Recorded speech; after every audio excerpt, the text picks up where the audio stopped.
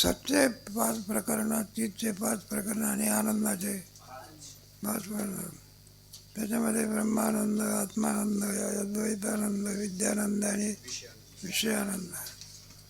याच्यामध्ये आत्मानंद सांगून आत्माच अत्यंत प्रेमाचा काय आहे.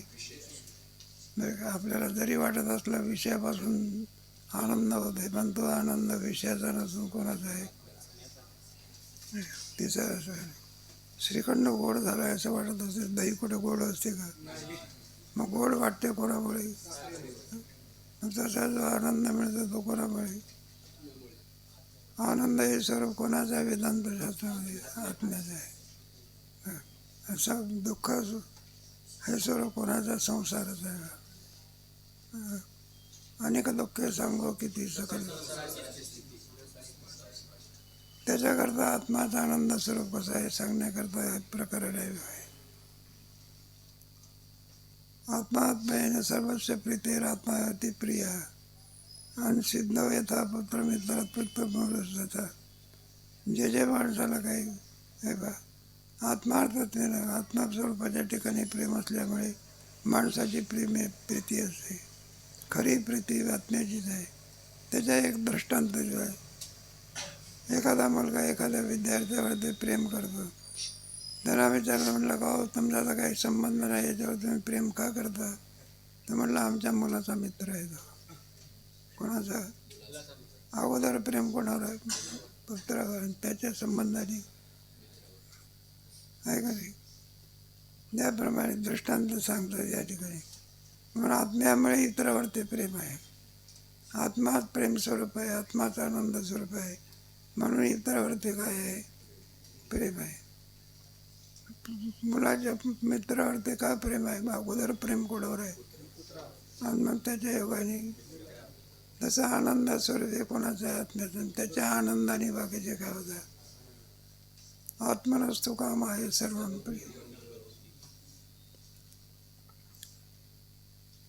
म्हणलं ते प्रेम कसं आहे त्याच्याकरता दृष्टांत देऊन एक 31वा श्लोक सांगतात.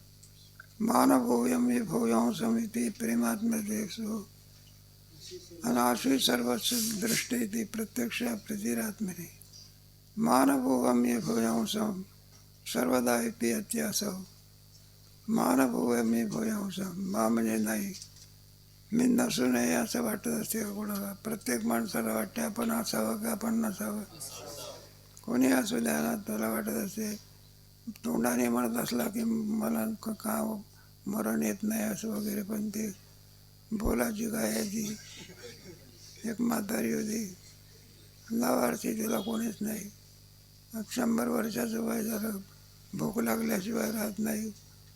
न धंदा कोणता, लाकडा नाही, काही कंटाळून गेली बघा. मग ती थोडी आम्हाला शिवाय द्यायला लागली. म्हणलं मी एवढी म्हातारी झाली अजून मला येत नाही, तरुण पोरांना घेऊन जा. माझी शिट्टी कुठं हरवली. आणि मग ते मुळे घेऊन चालली होती एका झाडाखाली टेकलं. ते झाड कल्पत होतं बा. हे यमा म्हणतावर कोणाला?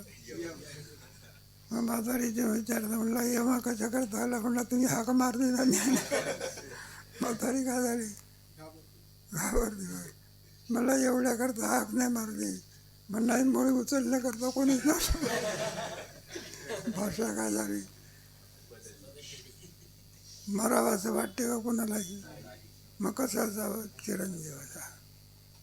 घरात मानभूयम माझं अस्तित्व जसंच्या असं प्रत्येक माणसाची इच्छा असते. कोणी मनुष्य मराठी टेकला तरी त्याला वाटते मला काय करा, वाचवा. डॉक्टरला सांगत होतं किती पैसे घ्या पण काय करा, वाचवा असं म्हणतात राम म्हणून. पण मरू नये असं वाटते ना माणसं. न मरणे निर्विवाद जगापडी.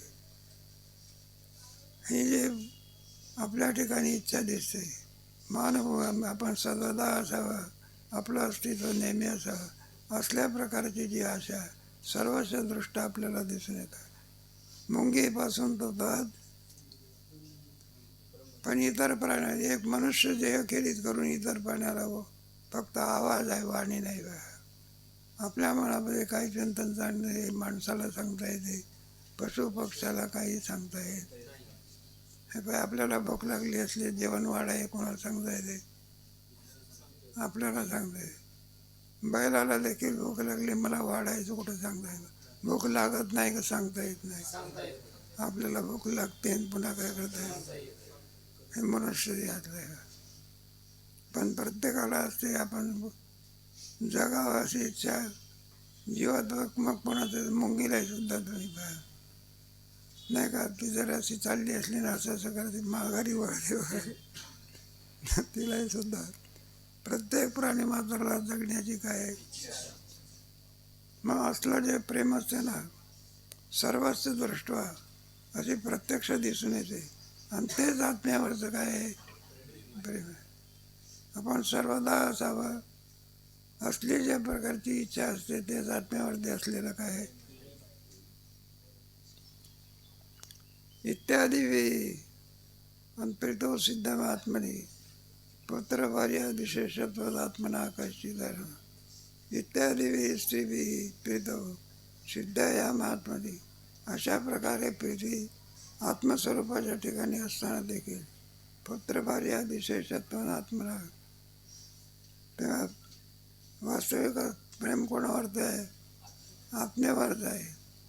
पण आत्म्यावरती प्रत्यक्ष प्रेम पाहत असताना देखील त्या प्रेमाचा विषय कोण होतो? हे पुत्र, पुढे भार्या, पुढे हे होतं ना आई वडिलापेक्षा भार्या शब्द विद्यारण्यांनी ठेवला. आई वडिलावरही प्रेम राहत असते पण त्या प्रेमात कमतरता असते. बघा सांगून आपला वेळ झाला. लग्न आहे का नाही? लग्न झालेलं आहे सगळं काही. मग ऑफिसमधून आला आणि पुढे मग जेवायला बसला. आमटी जरा खारट झाली बरं का. आईवर रागावायला लागला, कोणावर रागावा लागला. मला स्वयंपाक करत नाही, असं करत नाही, तसं तुला काही कळत नाही का?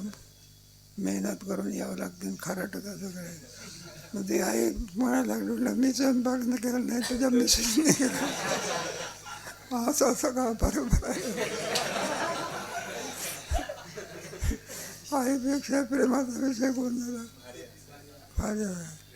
हे सगळे हे पुत्र भार्या आदी करून सगळी आत्मना कष्टीत आहे इथं ज्याच्यावरच प्रेम आहे असे प्रेमाचे विषय याच्यामध्ये सांगतात. यात सर्व जरी असले तरी पण सुद्धा प्रेमाचा विषय कोण आहे? आत्माचा आहे. अधिक विवरण केलं आहे त्याचा विचार कधी सांगू.